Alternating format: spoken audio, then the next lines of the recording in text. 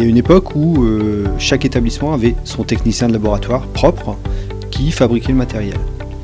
Et comme il y en avait de moins en moins, les enseignants se tournaient vers des entreprises qui fabriquaient pour eux le matériel.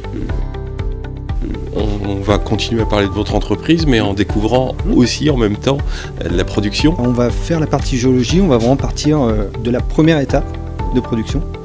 Et on va suivre les différentes étapes pour arriver à ce qu'on appelle une lame mince de roche, c'est-à-dire une préparation microscopique pour la géologie. Alors là, on est dans le stock. Le stock, c'est là qu'on a toutes nos roches. On a à peu près une centaine de références de roches différentes. On a la chance en France d'avoir un territoire qui couvre les différents aspects géologiques. Notre région, qui fait partie du bassin sédimentaire parisien, on a beaucoup de roches sédimentaires.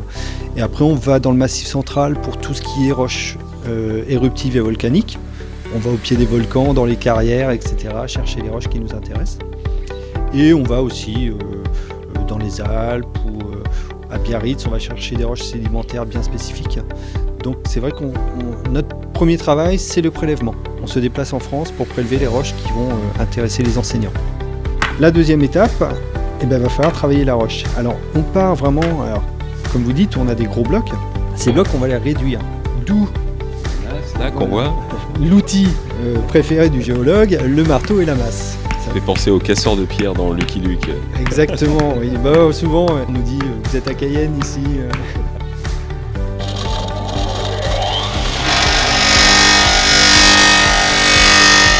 Alors, Christophe, cette machine, elle sert à quoi ? Alors, cette machine, en fait, elle nous permettra de découper la roche en sucre.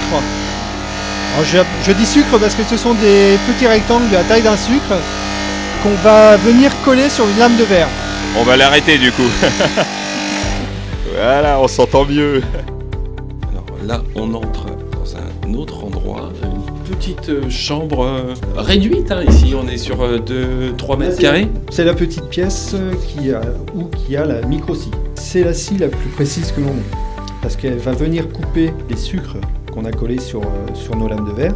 Elle va venir les couper à quelques millimètres. Je peux vous faire une démonstration ? Je veux bien.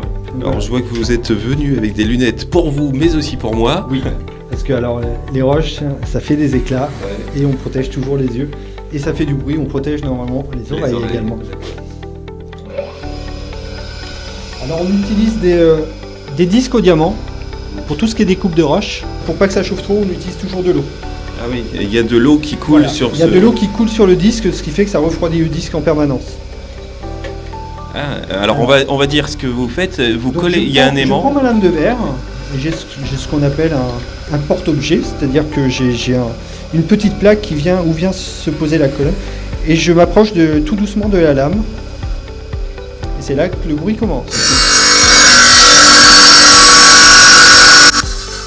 Là, je vais arrêter la machine et donc là j'ai d'un côté mon sucre de roche et sur l'autre ma lame avec une fine tranche de roche qui fait peut-être 1 mm. Donc là, je vais vous montrer au microscope une lame de granit, comme ça vous allez voir un petit peu les minéraux qui la composent et la façon dont les minéraux sont agencés dans la roche. On regarde. Alors en effet, c'est plein de fragments à l'intérieur. Lorsqu'on regarde une pierre, on a l'impression que c'est quelque chose d'uniforme. Exactement. Et en réalité, c'est plein de fragments. On se rend compte qu'il y a plein de cristaux différents, enclavés les uns dans les autres.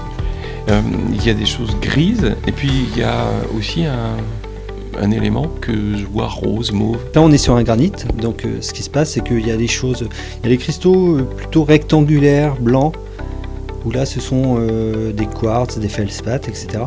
Et effectivement vous avez un élément qui est coloré, qui est plutôt rose, et là en fait c'est du mica. Qu'est-ce qu'il fait là-dedans ? En fait c'est un cristal de mica, alors c'est un des éléments qui compose le granit. On a les cristaux, des fois vous avez une couleur qui est différente parce qu'on utilise de la lumière polarisée. C'est une lumière précise pour l'observation des minéraux et en fait ça permet aussi de voir l'agencement des cristaux, comment ils sont inclinés les uns par rapport aux autres. Donc vous avez un cristal qui est blanc quand vous le regardez comme ça, mais si je tourne ma platine, les cristaux vont changer de couleur. Et en fait ils changent de couleur par rapport à leur inclinaison. En fait, comme ils reçoivent la lumière et qu'ils sont inclinés de différentes façons, la lumière change.